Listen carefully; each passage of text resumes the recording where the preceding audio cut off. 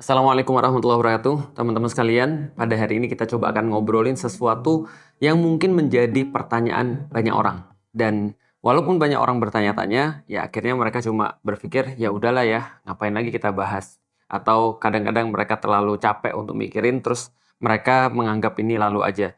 Tapi ini penting banget bagi aku, karena ini kayak ngasih aku sebuah POV untuk bahas tentang sesuatu yang lebih penting di baliknya. Jadi yang kita bahas ini memang contoh kasus, tapi sebenarnya contoh kasus ini menjadi sebuah pembahasan lebih tentang pola pikir yang menurutku tidak tepat dan seperti apa pola pikir yang seharusnya. Apalagi kalau bukan Mama Gufron. Jadi teman-teman pernah dengar kan? Ada bapak-bapak gitu kan ya, lebih tepatnya kakek-kakek metal slug, lalu terus kemudian ngomong sembarangan, lalu terus ngomong sesuatu yang kayak nggak bisa dimengerti, tingkah lakunya aneh banget, tapi ternyata jadi hiburan kita semua. Nah, problemnya bukan jadi hiburannya sih. Problemnya adalah banyak orang-orang yang percaya bahwasanya memang orang ini beneran kiai, beneran ulama, beneran orang-orang yang punya karomah, beneran seperti yang dia katakan. Misal, dia pernah bilang dia penjaga gawang neraka. Dia pernah bilang dia ngubungin malaikat. Dia pernah bilang dia ketemu dengan nabi ataupun segala macamnya. Perkara-perkara absurd yang jadi bahan ketawaan kita. Tapi problemnya adalah nggak semua orang itu sebenarnya kritis dan bisa mikir, dan nggak semua orang apa ya kayak merasa bahwa ini memang kayak sarkas.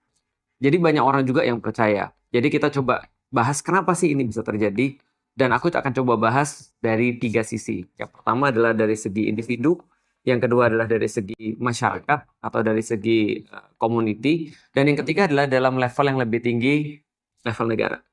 Yang pertama teman-teman sekalian, level individu. Kenapa sih fenomena-fenomena kayak gini itu bisa terjadi? Jawabannya sederhana. Karena individu-individu yang ada di situ itu kehilangan daya berpikir kritis. Atau bahkan tidak sampai dalam memiliki daya berpikir kritis sama sekali. Apa sih itu daya berpikir kritis? Daya berpikir untuk mempertanyakan sesuatu, untuk senantiasa kita merasa curiga, merasa terus kemudian untuk mencari, merasa untuk memeriksa. Ini adalah semua tentang daya berpikir kritis. Jadi ketika kita tuh senantiasa curious, kita senantiasa mempertanyakan, tidak langsung ikut, ini adalah daya berpikir kritis. Atau kita bisa sederhanakan dengan cuma sekedar mikir aja. Kalau orang mikir, maka nggak akan terjadi fenomena-fenomena orang-orang bodoh itu dijadikan populer, atau orang-orang yang seperti absurd tadi lantas dipercaya. Semua itu tergantung pola pikir. Begitu orang itu sudah malas untuk berpikir, maka dia akan pasti mencari sebuah cara instan untuk bisa mengartikan fenomena yang di depan mata. Aku coba bahas lebih luas ya. Jadi gini teman sekalian. Manusia itu senantiasa punya keinginan untuk fill in the blanks. Jadi dia berusaha untuk mengisi satu ruang kosong. Dan dia tuh senantiasa akan mencari satu jawaban. Itu adalah naturalnya manusia. Tapi ada beberapa pilihan, dua pilihan sebenarnya, untuk bisa mengisi sesuatu yang kosong itu. Pertama, dia mengisinya dengan cara berpikir, lalu terus kemudian mencari logika, mengisinya benar-benar dengan sesuatu yang punya argumen, punya landasan, punya logika, atau yang kedua, dia berusaha mengisinya dengan cara instan, yaitu adalah dia tinggalin logika, dia tinggalin argumen, dia nggak susah-susah untuk mikir, ya dia cuma ngisi aja dengan cara yang instan supaya dia bisa mendapatkan jawaban. Misal contoh, kita lagi ada di kamar, terus kemudian di tengah-tengah malam ada yang suara seperti ketuk-ketukan di pintu. Di pintu depan misalnya, dan kita lagi di kamar. Ada dua nih. Yang pertama, kita mikir, siapa kira-kira kalau memang itu adalah manusia, siapa kira-kira ngetuk jam segini? Kira-kira maunya apa? Kira-kira seperti apa kalau andaikan dia maling? Seperti apa kalau ini adalah orang penting yang memang mau ngasih kita satu berita yang harus disampaikan malam itu juga? Atau dia berpikir, oh jangan-jangan ini cuma ranting. Ada nggak ya pohon di depan rumah yang kalau ketiup angin lalu rantingnya kena pintu misalnya atau kena jendela? Atau mungkin nggak, ini adalah lagi hujan, terus kemudian batu-batu berterbangan atau ranting-ranting berterbangan sehingga menyebabkan kayak pintu diketuk. Atau seperti apa pola-pola ketukannya? Apakah ini adalah natural ataukah ini adalah benar-benar kayak manusia? Nah ini memerlukan berpikir. Memerlukan berpikir, memeriksa, dia bangun, lalu kemudian ngelihat ke depan dan segala macam. Dan ini efforts. Nah, bagaimana cara untuk supaya dia nggak usah mikir, lantas langsung dapat jawaban? Ya udah dibilang aja antu. Ini cara orang untuk ngambil jalan pintas karena dia malas mikir. Dan ternyata kebanyakan manusia itu adalah malas mikir. Sehingga dia itu tidak mau untuk mencari, tidak mau untuk berargumen, tidak mau untuk berpikir logis, ya udah tinggal langsung sampein aja. Ya pokoknya aku mau skip semua proses ini, tinggal dapat jawabannya aja. Contoh paling nyata adalah ketika ada orang kena dalam tanda kutip ya, hipnotis. Misal contoh, ada ibu-ibu misalnya, ketika dia pergi ke pasar, kita tahu bahwa saya ada teknik-teknik tertentu yang bisa membuat seseorang itu bisa memanipulasi orang dengan kata-katanya. Misal ya, cara paling sederhana memanipulasi, kita nanya sama orang.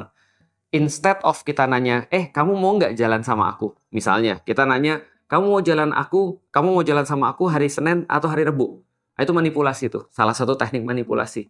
Sehingga ketika orang ditanya misalnya, kamu mau nggak jalan sama aku? Jawabannya enggak, kepikirannya. Tapi kalau ditanya, kamu mau jalan sama aku hari Senin atau hari Rebu? Biasanya orang-orang yang kebanyakan akan jawab hari Senin atau hari Rebu. Seolah-olah dia nggak punya pilihan. Pulang ke rumah dia baru mikir, ini kenapa gue jawab hari Senin ya? Padahal gue nggak mau jalan sebenarnya. Nah, ini adalah bagian daripada manipulasi. Hipnotis itu ada orang-orang yang ngerti banget bagaimana cara berkomunikasi, menggunakan setiap kata-kata, menggunakan setiap kesempatan, menggunakan setiap cara, sehingga dia mengarahkan orang untuk memilih seperti yang dia inginkan. Itu kan manipulasi.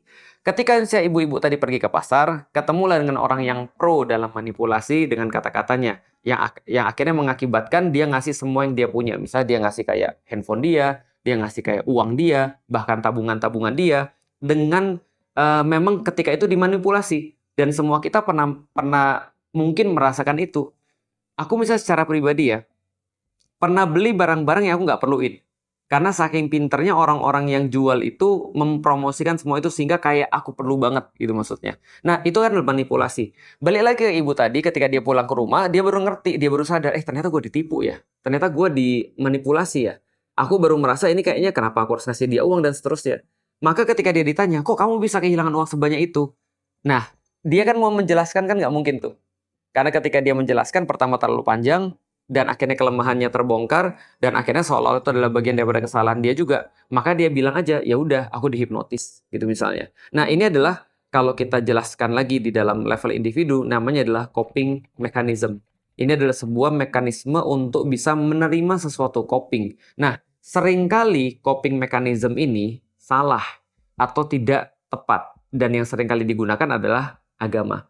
Di titik inilah seorang individu yang tidak berpikir kritis untuk bisa fill in the blanks daripada otaknya, untuk bisa menjelaskan segala sesuatu perkara yang dia rasakan, ya udah dia tinggal bilang ini dihipnotis, ini agama, ini takdir dan segala macamnya. Oke, balik lagi ke dalam cara berpikir kritis. Manusia memerlukan sesuatu untuk bisa menjelaskan perkara-perkara tertentu. Kalau dia malas dan kalau dia nggak mampu, akhirnya dia akan loncat untuk coping mechanism yang salah, yaitu dengan fill in the blanks dengan cara yang instan. Contoh yang lain lagi misalnya. Satu waktu di daerah, kalau nggak salah Sidoarjo, itu ada satu pesantren rubuh. Dan ketika pesantren itu rubuh, lantas kemudian ditanyakan sama pengurus pesantrennya, dengan gampang dijawab, ini sudah takdir. Ini termasuk juga coping mechanism yang salah. Yang menandakan bahwasanya cara berpikir kritis di dalam masyarakat itu nggak ada. Artinya, ini bukan agama, ini cuma sekedar coping mechanism yang dia pakainya agama. Ketika ditanya misalnya, kenapa bisa runtuh? Takdir. Kalau sudah seperti itu, ya berarti kita nggak bahas tentang argumen-argumen, nggak bahas tentang logika, kita nggak bahas tentang how to-nya kan ya. Kita cuma terus kemudian, ya udahlah, pokoknya langsung kita skip, kita sampai pada satu kesimpulan, pokoknya takdir. Apa yang kita skip di situ? Kita skip tentang teknik sipil. Kita skip tentang bagaimana cara pembangunan yang benar. Kita skip bahwasanya fakta yang ada di situ adalah kolom-kolomnya itu tidak bisa untuk menopang apa bangunan yang ada di atasnya sehingga secara logika pasti runtuh. Itu di skip semua.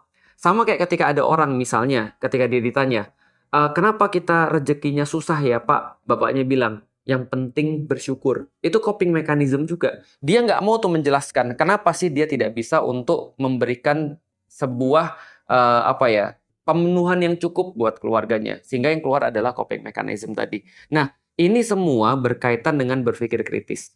Semakin seseorang itu mampu berpikir kritis, maka semakin mampu juga dia fill in the blanks dengan argumen-argumen. Dan semakin itu terjadi, maka orang-orang yang menjual sesuatu yang absurd, sesuatu yang aneh, sesuatu yang manipulatif, itu tidak akan laku. Tapi selama orang-orangnya tidak berpendidikan, maka itu pasti masih laku. Maka kita wajar ketika kita melihat misalnya orang-orang kayak Mama Gufron itu ya bukan cuma satu kan. Tapi orang-orang yang kayak menjual segala sesuatu yang kayak nggak mungkin, kayak menjual misalnya garam yang sudah diruqyah misalnya. Nah, kan ini kan termasuk coping mechanism juga. Orang berusaha mengartikan, kenapa ya aku tuh nggak berhasil dalam hidup? Oh mungkin ada jin di dalam tubuh kamu. Terus cara ngeluarnya gimana? Beli produk aku. Ini kan manipulatif nih. Nah, semakin orang itu terdidik, semakin dia tidak akan percaya pada hal-hal seperti itu. Ada logika, ada mistika. Sesuatu yang mistis itu akan laku begitu orang tidak punya edukasi. Tapi begitu orang-orang sudah punya edukasi, orang-orang sudah terdidik, maka ini akan bisa diminimalisir. Sederhananya, sama siapa terus kemudian orang-orang kayak Gufron dipercaya? Ya, sama orang-orang yang tidak terdidik. Maka begitu dia tanya, betul atau tidak? Jawabannya, betul. Betul atau tidak? Nah, dari mana betulnya? Orang kan nggak berani untuk ngomong. Nah, ini problem yang pertama, tentang berpikir kritis. Lucunya, aku pengen tambahin adalah, orang-orang selalu bilang, pokoknya kalau kayak gini-gini, pasti Islam. Jawabannya tidak. Ini nggak ada kaitannya sama sekali dengan agama. Justru Islam dirugikan banget. Kenapa? Karena Islam dijadikan sebuah tumbal, dijadikan sebagai scapegoat terhadap metode atau mekanisme coping yang salah itu. Ujungnya yang disalahkan agama. Padahal Islam nggak pernah untuk membenarkan perkara kayak gitu. Justru Islam dari awal menyuruh manusia tidak melakukan proses berpikir loncat instan itu. Misalnya contoh ya, apa yang terjadi ketika Nabi Ibrahim mendapati orang-orang kaumnya menyembah berhala-berhala, menyembah patung-patung. Dia bertanya, ma hadhihi tamasilul lati antum laha akifun. Apa ya terus kemudian sesembahan-sesembahan yang kalian itikaf kepadanya, yang kalian fokus kepadanya ini? Jawaban orang-orang adalah wajadna aba'ana laha abidin. Kami mendapati orang-orang tua kami itu menyembahnya. Ya dari dulu udah begitu. Pokoknya orang tua kami ketika menyembahnya berarti itu ada karomahnya. Berarti itu ada manfaatnya. Berarti itu memberikan kami kebaikan. Karena dari dulu udah begitu, kami juga melakukan. Ada nggak argumen? Nggak ada. Yang adalah mereka jump into conclusion. Mereka berusaha fill in the blanks. Mereka nggak mikir tentang argumen. Mereka nggak mikir, loh kalian yang buat sendiri dengan tangan kalian yang minta pada dia. Aneh banget. Loh, dia aja nggak bisa bergerak, kalian nggak. Kalian malah terus kemudian minta sama dia sesuatu. Aneh banget. Nah, untuk mengisi terus kemudian kepala mereka ini, apa yang diajarkan oleh Islam lewat Nabi Ibrahim? Nabi Ibrahim mengajarkan mereka berpikir kritis. Dengan kata-kata dia kan, ketika semuanya dihancurin, tinggal satu yang paling besar, lalu terus kemudian kapak dikalungin ke dia, Nabi Ibrahim mengajarkan kita berpikir kritis. Ketika cuma satu-satunya yang tinggal, yang lain pada hancur semua. Orang-orang bilang, ini pasti kerjaan Ibrahim. Ibrahim mencoba memberikan sebuah pelajaran nalar, berpikir kritis. Oh, bukan aku. Kalian harusnya tanya dia dong. Orang dia yang ada di situ, harusnya kan dia yang tahu siapa yang melakukan. Yang kedua, aku berpendapat sih dia yang melakukan. Buktinya itu ada kapaknya di dia. Dan aku berpikir, kenapa dia yang melakukan? Karena dia merasa iri dengan yang lain. Kenapa kalian nyembah yang kecil pada ada yang besar? Maka orang-orang mulai untuk fill in the blanks dengan cara yang benar kan? Dengan argumen kan? Nggak mungkin lah. Masa patung bisa ngancurin yang lain, orang dia nggak bisa bergerak? Orang-orang bilang, ya nggak mungkin lah. Bagaimana mungkin dia bisa ngomong sama kita dan ngasih tahu siapa yang ngancurin? Orang dia aja nggak bisa ngomong. Nggak mungkin lah. Masa dia iri sama yang lain? Orang dia aja cuma patung. Nabi Ibrahim lalu bilang, ya kalian ngapain nyembah yang kayak gitu? Ngapain kalian nyembah sesuatu yang nggak punya efek kepada kalian, yang nolong diri dia sendiri aja dia nggak mampu. Dan sepanjang terus kemudian agama Islam, dalam pelajaran akidah Islam, kita tuh diajarin untuk fill in the blanks dengan cara yang benar, dengan cara yang argumentatif, dengan cara yang punya dasar logika, dengan cara yang masuk akal, dengan cara yang bisa dinalar, yang bisa dilakukan hanya oleh manusia. Itu Islam. Maka Islam nanya, kenapa aku harus nyembah orang? Kenapa Buddha itu berkulit hitam lebih rendah daripada yang keturunan Arab. Kenapa perempuan itu dianggap lebih inferior daripada yang laki-laki? Itu kan yang ditanyain oleh Islam kan. Islam melatih berpikir kritis. Dan itu yang membuat orang-orang kafir Quraisy tidak suka dengan Islam. Karena Islam menantang apa yang sudah ada dan diterima secara umum tanpa dasar logika. Artinya orang-orang Quraisy berusaha untuk fill in the blanks.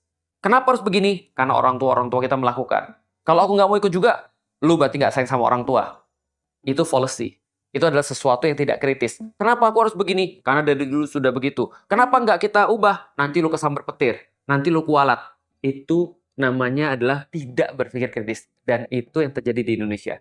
Dan kenapa aku bilang tidak ada hubungannya dengan agama? Karena perilaku persis seperti ini, individu-individu begini, kita dapati juga di India.